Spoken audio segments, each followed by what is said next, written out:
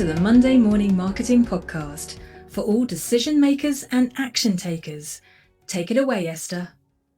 And welcome back to another episode of the Monday Morning Marketing Podcast. Today we're joined by Izy Boyd, and we're going to be talking about sustainability and greenwashing. Welcome, Izy. It's really good to have you here with us today. I'm delighted to be here. I love your podcast, so I'm very thrilled to have the opportunity to talk to you guys. Thank you very much. Well, sustainability has been on our list for, I don't know, maybe the whole 6 years that we've been running the podcast, because it is something that keeps cropping up time and time again, and more so now with the rise of AI and people, needing to use it but wanting to find a greener way of using it. So tell us a little bit, Izy, about how some basic things before we get into the AI and everything else. What are some basic ways that marketing companies and businesses in general can provide sustainability to the world? Well, that's a very good question because just to put things in context, most people are thinking about sustainability and marketing as only marketing sustainable products, which couldn't be further from the truth. So sustainability touches pretty much everything and anything. So it's the way we do marketing in a sustainable way. So we are going to help any client, any customer, any company, any person that wants to, sell something, a service or a product or whatever. So we are going to do that in a very sustainable way. So my approach to that is that sustainability isn't just a campaign; it's a core. It's a core belief. So it's what you feel that will get you through the world and how it will improve things for a better um, to better the humanity on the society. So what I've been working on is bringing that into marketing and with the technologies. So there are several ways we can do that, from understanding what it's at core of your own business. So that comes into the understanding what are your operations and how can you improve them to make them more sustainable. That would be, and nobody cares about perfection. This is not about perfection. It's about progress and do a little bit of a time. It's better that 1,000 people do a little bit than one person do it perfectly. So it would be from reducing the amount of paper you're using, printing, the way you are using your images, lower the quality for things that they don't really need to be really high quality images. The way we search for things, we don't necessarily need to use AI for every single query. So sometimes we just can use, a normal Google search. Sometimes we can use our own minds and try to write things by ourselves. Sometimes I would say. So it's a lot of different things, and I think that for sustainability, there's a 5P that it's very relevant to me, and I would say for everybody working around sustainability. So the 5P goes for people first. So what does it mean? That people build the culture and the trust. So the 5P is actually a growth model. So it doesn't necessarily have to be, as I said, only for people or businesses that are targeting eco-friendly products or sustainable products. It's for everyone. Everyone can use it. People builds culture and trust. Then it's about the planet. So, and it's based on the demand of evidence. So that would mean very practical way. Like we need to know our audience. So what is what they're actually looking for, and then we have to use the evidence to reflect that and how is that impacting the planet. And then prosperity that would drive innovation, and it just uh, helps you to bring new markets. Then you have partnership, and that is just how pretty much scale happens. So if you connect with people, you have partnerships, then you can grow. And the fifth one is peace, and it's about the long term, the credibility, and how you bring your governance from inside out to the outside world. So the 5Ps aren't just a reporting framework, but I perceive that as a blueprint for competitive advantage. So that is how I would say sustainability works with marketing. Okay. Well, that was quite an opening, I've got to say, Izy. Sorry. So, do you think people can tell the difference between genuine sustainability and greenwashing? And if not, why not?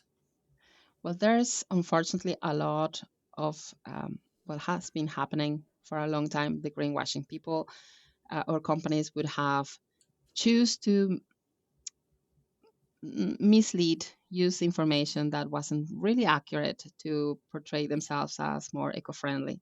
Now, thankfully, particularly in the UK, we have legislations that would prevent that from happening or is slowing it down.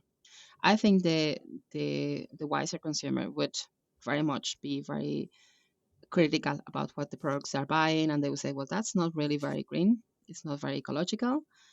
Other people would just buy it for the trend. So then that's what marketing comes in, when you are responsible and you say, okay, we are not marketing what the product is actually.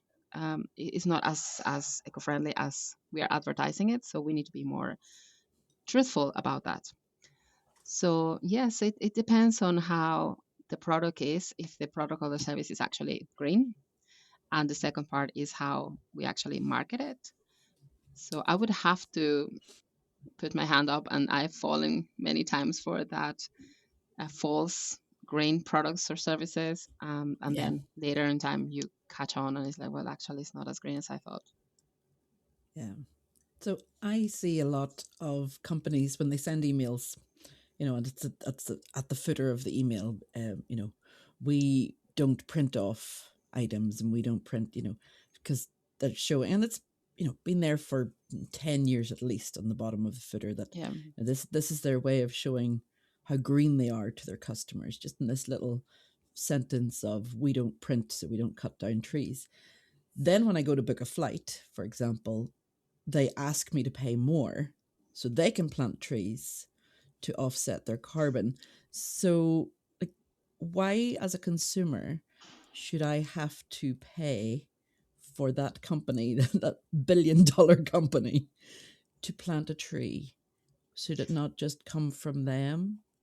absolutely. And I think that is, well, first to go back to the email thing, I think that is really old fashioned now, because it's not enough just to say, well, I'm not printing. You need to look into your governance and see, like, what are we truly doing in order to show ourselves as sustainable.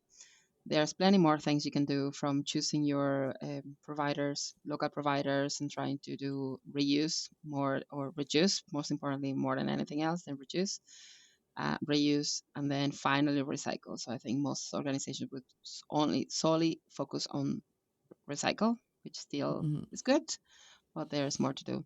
And going back to the big corporation saying, okay, so I'm going to charge you so you can help me reduce my taxes. It is, I think it's very, personally, I think it's unethical. I think it's an abuse to your consumers. So I wouldn't choose to do that. But then again, I understand that that's the way they market themselves as greener. So to me personally, that is a form of greenwashing, because it's saying, um, in order for me to do something good, I'm Mm. going to pass that to you as a consumer. So I think it's a big responsibility from the consumers to choose wisely who are giving the money to. So I Mm. think that's how it ties with how other marketeers can be doing their work in a better way. Okay, so let's try and get into the mindset of the business owners, the likes of the large corporates and the large, you know, flight companies. How do they balance profitability with the sustainability goals? Because they have to make a profit. Of course. Yes, and it's all about the marketing, sustainability marketing. So it's about being accountable. So the big corporations mostly use sustainability as a ticking box exercise, unfortunately, but that culture is shifting. So I think the more, more people are more aware of what the true value or cost of things are, and therefore they are requesting things in a way that are more truthful. So the big corporations would be pushed by their consumer behaviors. to change their attitudes and their own behaviors. So I think that is a good shift. It's very slow compared with small businesses that they are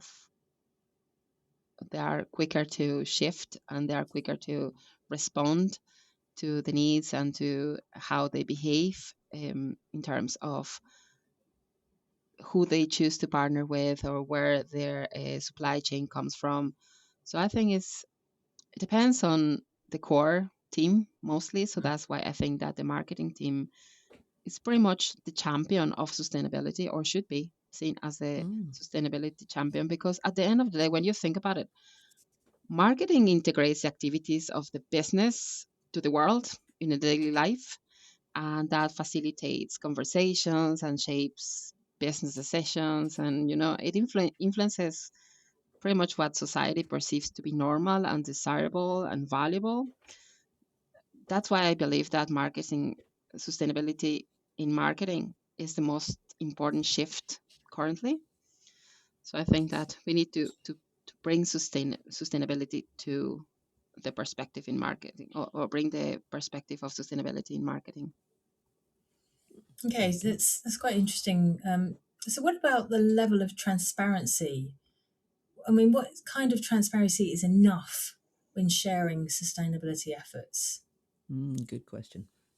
That is very interesting, yeah, because I think again it's going back to the perfection. So maybe some stakeholders would like to say, we need to say that we are 99% net zero, or that we are really having those extraordinary efforts to achieve,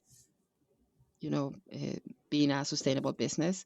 But I think that the only way you can be very accurate is by using your data reasonably, and you need to do your research, and you need to use measurements, and you need to measure what you're doing. So in terms of, it's not, in this respect, it's not just about the clicks or the you know the it's not just about how you receive from your customers or your audience, but it's also about how you behave in terms of what's the impact that you're causing.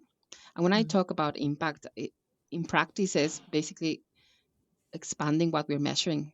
So we have our traditional KPIs, and we start looking at things like emissions across your value chain. You look into circularity, you look into your social value and the customer. And the only way you're going to achieve transparency is when you actually know what's going on, and therefore you can be clear on those metrics. But if you don't know, you pretty much can just say whatever you want, which I'm not suggesting you should.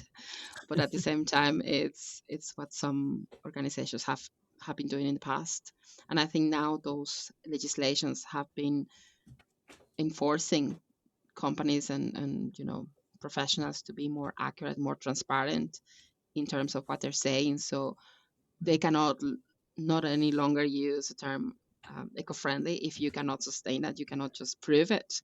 And the only way to do that is if you actually have the numbers to back that up and say, okay, well, we cannot say just randomly this product is made with 99% recycled plastic unless you actually can back it up. uh, that is wrong to start with from a moral perspective, but it has been uh, tracked now. Now there's laws that would fine you if you come with these statements. I think as a small business owner, it is something that takes up a lot of our headspace in the whole, because you see it everywhere, and I know here in the UK, the government is really starting to crack down, especially on, they started with the larger corporations and having to use renewable energies, etc. And now they're going to be looking at the smaller ones. And, you know, you do sort of take a minute to go, well, where can I do better? What small steps can I take in my small business that, in my case, for example, produces a service, not a product. So I'm not sending out packaging, I'm not sending out, I'm not posting, I'm not shipping, I'm not, using containers or things. So where can service-based businesses look at their sustainability efforts and go, that needs improved, that's okay. Maybe look at that at a later date. Where should, you know, service based businesses really start looking and going, actually, we need to do better? Yeah. Well, again, that's a very interesting question because I think most people would only focus on product based marketing. And I think it's very relevant to think, I mean, pretty much every person has a footprint. So it's about how we personally and within our organizations we behave differently. And the first one would be when you are a service provider, it's about understanding your customers deeply. So that means, uh, do you really need to provide the 24-hour deep search from artificial intelligence for someone who might not need that depth? Because artificial intelligence and digital requires a lot of energy, and that has a huge impact. So when we focus on complex problems and maybe strategic insights, and not just to generate content, we can find other ways to generate content without using or abusing the use of AI. So we just need to be aware of the energy and the footprint that it causes. That is obviously AI is automating a lot of different things for execution, which elevates the role of marketeers and decision makers to strategize and to shift the way we design behavior and the ethics. Also would be trying to partner with local communities, local groups, local. I mean, I'm not saying we are not in a worldwide connected Hmm. moment, but I'm just saying sometimes we don't need to look so far to get what we can get here. So, for example, when we are creating events or we are having guests, sometimes we look for talent really far away when we have very good talent at our doorstep. When we use, as I said again, when we choose our providers, who's your hosting provider for your website, or what technologies are you using, or are you using the highest quality image for your logo or for your videos? Like, do you really need all that? Do we really need to see all the wrinkles and marks in people's faces for every single piece of content? Not really. And that would actually make a huge difference in how you portray your brand, or because you are making conscious decisions on how to lower your footprint personally and as your team. This is just on top of my head, but obviously there's plenty more. Okay, so what type of content do you think will resonate with our audiences when it comes to sustainability? Because the last thing we want to do is sound preachy. Yes. So, what you've been in this space a long time, Izzy. So, what content is useful and resonates mostly with our audiences? But it's basically about authenticity. You cannot sell something you don't believe in. So if you are showing your client base or your audience who you are and what you believe in, you are if you are definitely not a green person, and if you are trying to market yourself as you are, that will show. People will believe that that will just be counterproductive, and you won't have any trust at all. Mm. So when it comes to messages, it's about being authentic. Like, let's say you're a makeup company. So if you go by saying, "Oh well, I have the most green packaging and the most green," that is not going to. If you're not that type of brand, if you're not engaged with that, if that's not your your story, and that will show, and that would be potentially negative to you and your and other people, because other people will think, you know what, I don't want to hear anything about sustainability because I've only heard that is bad and it's just boring and it's just like a trend, it's not real. Whereas if you talk from authenticity and you say, like, well, I'm not saying I'm perfect, I'm just saying this is what we are doing. So instead of driving every day, we take the bus once a week, or we walk, or we go on we bring packed lunches, or things like that. Small things. It's about the authenticity that you are doing, the small actions you are taking as an individual and as within the organization. Because when you, as a marketer or as a person who's in charge of making decisions, you bring small steps, and your team believes that, and your team buy that, and feel part of it, that is going to be expanded to other areas. Okay. Well, that's okay. So, right. I don't know where to sort of lead on from that, because my brain kept thinking, okay, well, we have our friends over in the good old US of A who are being told that green doesn't make a difference, and that it's all a hoax and a conspiracy, and they have a leader right now who isn't helping with the whole greener planet thing. So when you get people like that just outright don't believe it, or don't want to be part of it, or don't want to hear it or see it, that then comes back to one of the 5 P's: your people, knowing who your Yeah, audience is. And you might be doing all these things as a person, as an individual, or as a company, but they don't want to hear about them, or they're sitting there going, oh, look at, she's being very um flash with what she's saying, and she's just trying to show that she's better than the rest of us, or trying to prove that she's a do-gooder, all these negative words that they would throw out. So in those situations, it's not always necessary to tell people what you're doing, because yeah, they might not want to hear it. Your audience might be the type to go, well, I just assume you're doing all these things, or I don't care if you're doing all these things. So is there a way to, because we don't want to bombard our messaging and our marketing with the whole, oh, look at me, and this is what we do, and this is how we show that we're being greener, or using more sustainable things, and recycling, or reusing, reducing. Is there a way to do that without explicitly saying it? absolutely. And I think that is the way it should be done, instead of seeing sustainability as a campaign. And it's like, I'm going to shout out that we are great. No, just be green. Just do what you need to do in order to, because at the end of the day, when it refers to planet, yes, the planet will be there without us. It's the environment. It's the planet while we are here. So if we go extinct, the planet will survive. It's not about the planet itself.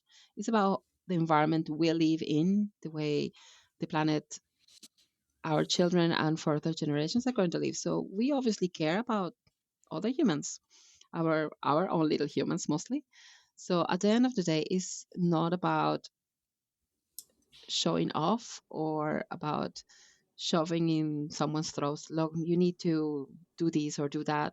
No, but if you lead by example, if you just do what you believe is the right thing to do, and of course, if you have a very small footprint at your menu, at the bottom of your website, then yeah, people who are interested can find that information, but you don't have to shout out. And when you follow examples of very big brands, they are pretty much doing that. You can really get the normal products that they sell. But if you're keen to find something that is more sustainable, or you are already into sustainability, you certainly can find that. But they are not advertising it widely for the rest of the population because they might not be interested, which is okay. It's part of knowing your audience. So at the end of the day, it's about being at the core of your organization. So, and sustainability is not just about the environment, it's about how you sustain your business. So, it's not charity. You obviously need to make profit to be sustainable. So, it lasts. Yeah. So, it has a legacy. So, obviously, you have to do what is best for your own business. At the same time, reducing the best you can your footprint and doing the best you can for the society. So if you can support teams like youth clubs or helping charities, that those small steps, so you don't really have to go and do this huge campaign that is like, well, we're going to stop or we're going to talk to the policymakers. It's not about that. It's the small bits that you can do with your people and with yourself. Okay, well, I have one more question, and it's kind of in that ideal world, you know. Um, if you could change, excuse me, if you could change one thing about how businesses approach marketing and sustainability, what would it be? In an ideal world, Izzy? Well, that is very tricky because I'm a very idealistic person. So I think that most people would be doing um, that already. But I think that I would say, so if it's only one thing I can say, I would say stop You made it thinking too about. hard for her, Melanie. I mean, I just thought that most people would. Anyway, so what I'm saying is probably I would say stop thinking of sustainability as a message and start seeing it as a value, as a creation of an opportunity. So because brands, I believe that brands that design for impact will be the ones that remain. Oh, I like Designed that. for impact.